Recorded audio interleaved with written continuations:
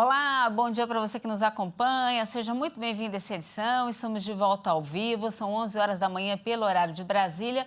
Vamos juntos conferir os principais destaques do Brasil e do mundo desta quarta-feira. A Polícia Federal aguarda hoje o depoimento de Anderson Torres em relação ao ataque aos três poderes. O ex-secretário da Segurança Pública do Distrito Federal e ex-ministro da Justiça está preso preventivamente desde o último sábado.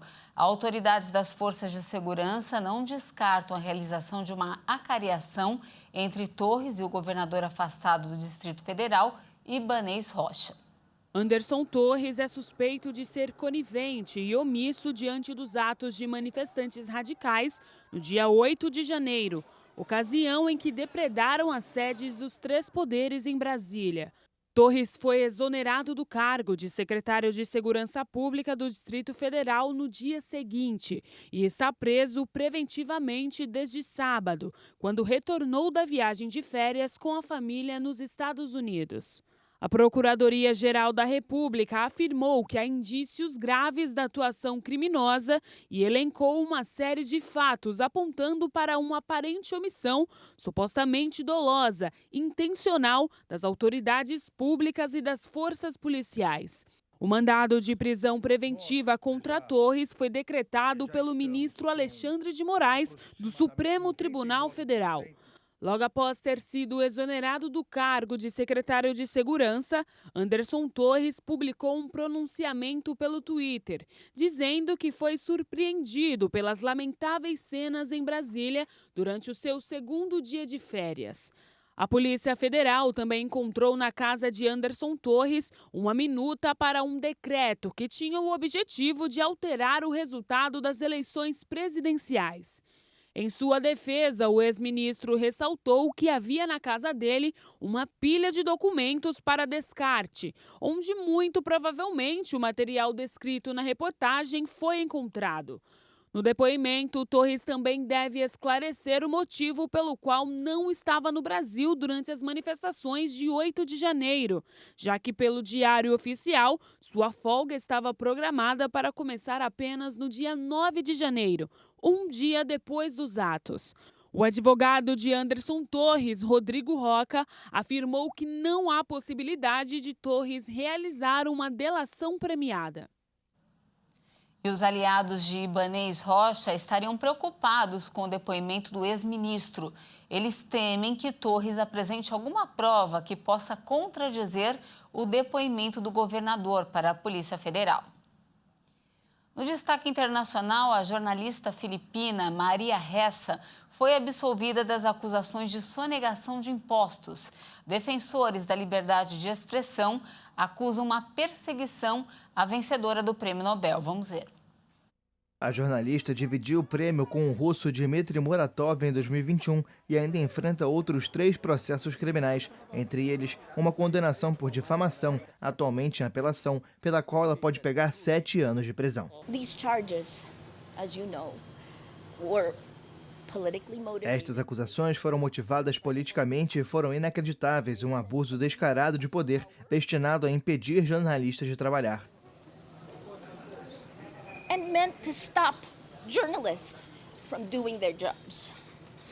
Apesar da decisão, o futuro do Rappler, fundado por Ressa há mais de uma década, permanece incerto.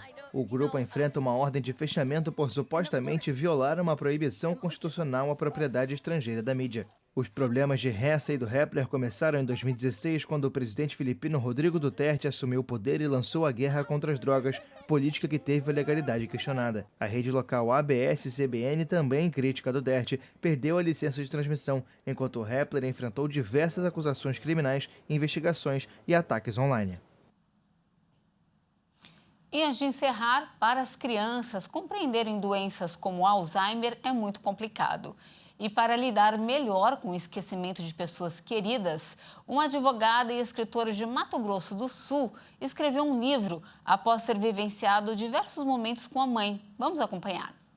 O Alzheimer é uma doença degenerativa que atinge no Brasil, de acordo com dados do Ministério da Saúde, pelo menos 1.200.000 pessoas. A cura ainda não foi descoberta, porém alguns sintomas são bem característicos. Um deles, e talvez o principal, é o esquecimento.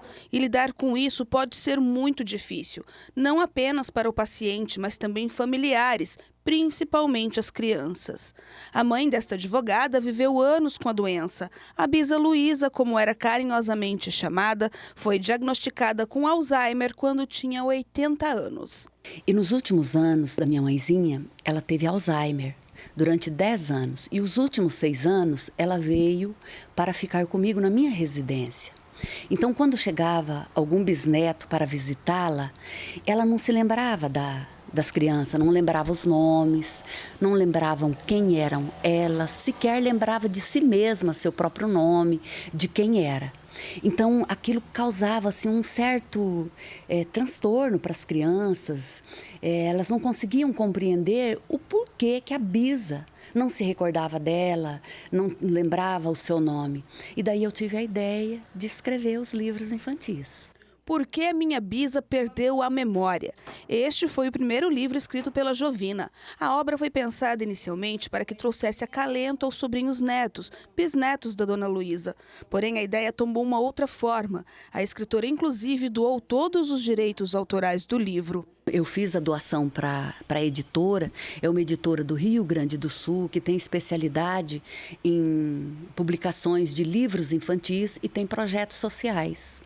Então, eu doei, fiz doação da história, os direitos autorais da história para a editora e, na verdade, eles também têm o custo. Colocou esses livros, assim, eles estão distribuídos no Brasil todo, em diversas distribuidoras de livro pelos estados brasileiros. Então, se ficasse comigo, se eu quisesse manter simplesmente para mim, eu poderia ficar num público restrito a Dourados. E assim a gente consegue alcançar o maior número de crianças, de pessoas, que eu acho que esse é o objetivo, da literatura, é alcançar o maior número de pessoas. E a Jovina não parou apenas nestas obras, mas 2 livros já estão na editora, voltados também para o público infantil e que devem ser lançados até o 2º semestre de 2023.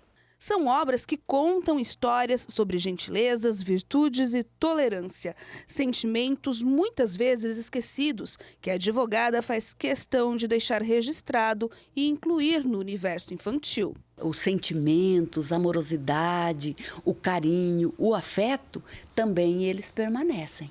Então, a criança consegue compreender com facilidade quando você, através de uma história, você fala de questões assim sérias e às vezes até muito triste da vida, você passa para ela de uma forma mais leve e mais suave. Linda, né, gente? Olha, por enquanto é isso, essa edição fica por aqui, mas agradeço demais a sua companhia. A gente volta a se encontrar daqui a pouquinho na edição de 13h. Não saia daí, porque eu e a Dani Paris esperamos você. Até mais!